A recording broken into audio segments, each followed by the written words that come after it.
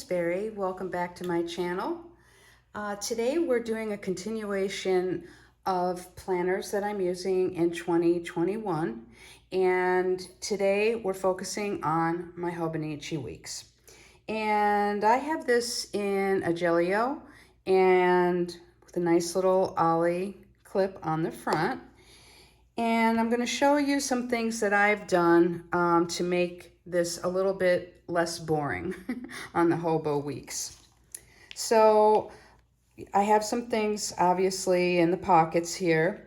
And then I used, this is a vinyl that I had gotten from Calligraphy from Lindsay a while ago. And then a lot of what you're going to see following this are things that are from Scribble Sticker Co. And the 2021 was part of a sticker that she had there, a New Year's sticker. And I just thought that looked kind of cool there. So the big thing is when you get to this page, it is very boring, and I'm going to show you a screenshot of what it looked like before. But it's, you know, similar to this page, super boring. And what I do is I get from Scribble Sticker Co.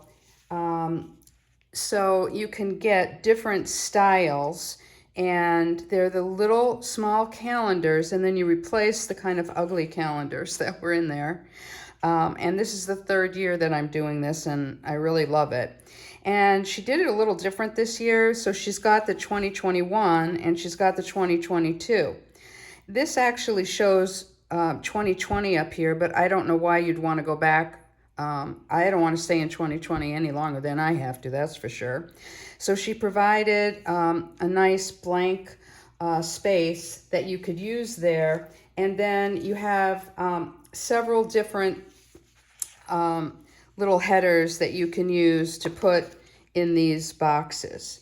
And a nice thing too is that she has a variety of styles in different fonts, and you can see here what one of the other fonts looks like. And you can pick them with and without borders. It's a great way to customize this page. I will have notes in both of those sections. So the next area that I think is super boring are the monthly pages. There's just no pizzazz to it. I'm going to be filling things in. This is December, and I'm actually starting to use this in January. And so I buy a sheet of her monthly, and these come in different fonts. That's the font that I chose to use just to dress up the side of the page a little. She also has this font. So to me, it just makes the page a little bit nicer. The next thing is, if you're familiar with the Hobo or the Hobo, the Mega, whichever, they're all the same. You get basically the days on the left side of the page, and then you get a blank on the right side. I am very consistent in how I use this. And I have my first week of January started in here so that you can see what I do. I get a sheet of her days of the week. They come in different sizes. They come in different fonts. You get multiple weeks on one page of the stickers. Depending on the size will depend on how many weeks you get. And what I do is I just put it in between, and it helps divide it up when I go to look at it instead of just all my writing, going together. On the right side of the page, I use it for my to-do lists. And what I do is I use a sheet of checklists that she has. And again, these come in different, you can get like circles and squares and whatever, different kinds of checklists, anything that would go with your own aesthetic. So what I do is I put a title on my different sections, and these titles change a lot. And those of you who have been watching my videos before have seen some of my stash. This is only a small part of my stash.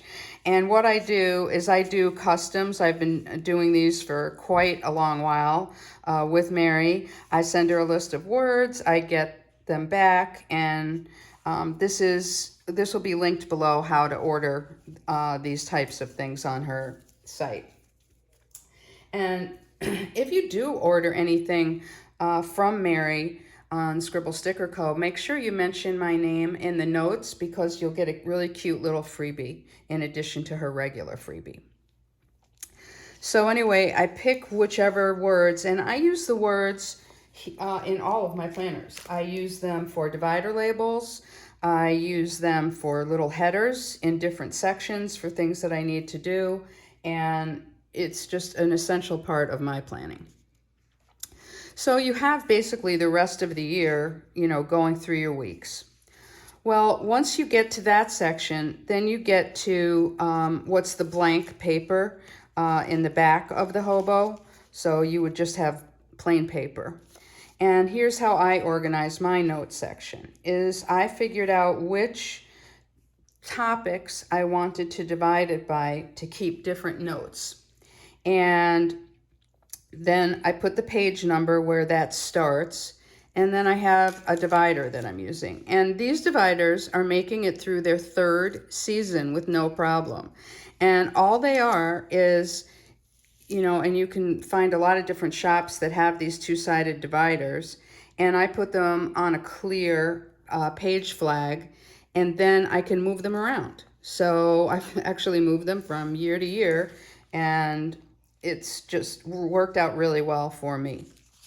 So whatever the title is here, I'll have it on the beginning of that page. But then I'll have subsequent pages, which may be other things in that section that I want to take care of.